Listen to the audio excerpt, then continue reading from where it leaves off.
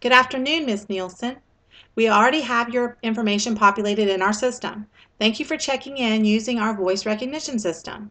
Please have a seat in our waiting room. The doctor's running on time today. How nice would that be to hear when you're arriving at your doctor's appointment? Voice recognition, iris scanning, fingerprinting are all part of the biometric technology. Being identified through your personal uniqueness is the way of the future in healthcare. Biometrics is an uncommon word that describes an old concept, recognizing each other. Biometrics uses automated methods to identify a person based on a physical characteristic or behavioral trait. Many believe this technology is taking things too far, and this is another step closer to the Big Brother controversy. There is also evidence that this technology is not hacker-proof. Saving money on insurance premiums and medical costs is a definite advantage of biometric technology. So let's take a look at why we may need biometric technology. One area where biometrics can provide substantial help is in guarding against attempts to establish fraudulent multiple identities or prevent identity fraud. Whether it is theft from an unknown person or a member of your family, using someone else's medical identification and seeking medical attention is one of the major causes of increased premium rates for today. Biometric technology has the ability to keep track of personal information that is easily lost or can be located efficiently from anywhere with a simple fingerprint. Today, our identities are verified almost exclusively by one of two methods: things you carry with you and things you remember. Driver's license and passports are examples of things we carry. Passwords and pins are things we remember, or at least try to remember in my case. But physical identification is easy to fake, and passwords are easily cracked by hackers, ergo the need for change. Instead of having to carry traditional identification with you or remember difficult passwords, we rely on biometric technology, which is you. Unique traits are hard to fake or duplicate, and many people state fingerprints are easy to duplicate by skimming your print from a glass or transferring it to a thin silicone substance to make fake fingerprint. That sounds like Mission Impossible to me. I am trying to think of a time when I will allow someone to duplicate my fingerprint with Play-Doh.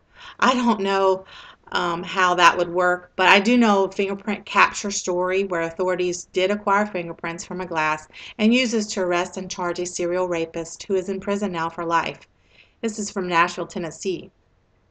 So moving forward, you should not be fearful of these things. Investigate biometric technology on your own to see what it's about. Besides physicians and hospital charges being high, there are additional costs due to legal issues of patient name discrepancies or medical records being incorrect because of name spellings or transposed insurance identification numbers. These issues are errors, not theft or deliberate. So imagine if these errors can be controlled by using the voice recognition of biometric technology.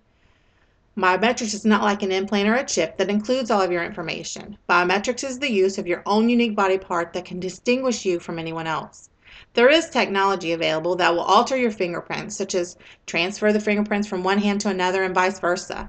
This is an argument showing that fingerprints can be hacked just as passwords and pins can be hacked or changed. But I can't imagine taking all my fingerprints off and moving to the other hand just to fake something. I don't know. It's kind of crazy. So imagine spending less time at the physician's office because you can easily check yourself in using your voice or your fingerprint. This will reduce costs as well. Because you're proactive in the retrieval of your records, it reduces staff need. I imagine the ease of not taking a large person to a doctor's office too. Long forms are very hard to fill out and you have to update them every year. This will alleviate that hassle.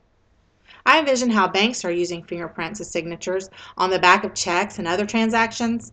Biometrics is just moving into healthcare because its use has been so positive in these areas. This will immensely impact my future in the healthcare industry, since protecting information is one of my top priorities. So to summarize, biometric technology, it's not new as we think, and we should be excited to implement this form of identity. We must actively seek facilities that want to have biometric technology software to work for them to reduce costs, improve revenue, and quality patient care. Everyone should want their medical information protected, just as you protect your banking information and other assets. Learning about biometrics and understanding its many uses can alleviate much of the controversy surrounding this technology. We should be proactive in what goes on around us. In this busy time of life, we should not be unaware. We all know what we have in our bank account, but do we know what errors are in our medical record? In the years since 9/11, the amount of biometrics collected in the United States has increased exponentially, says Jennifer Lynch, an attorney with the Electronic Frontier Foundation. Biometrics is not limited to healthcare. The Army has enlisted biometrics on our borders. Knowing who's coming in and out because of a fingerprint being collected, I'm good with that. So I support biometric authentication technology. I have no issue using unique identifiers from my body to correctly identify my personal records. It is time to raise awareness to the newer technologies of the future that will reduce costs and make things easier to use in this technological world. Thank you for your time. Here are my notes. Front, back.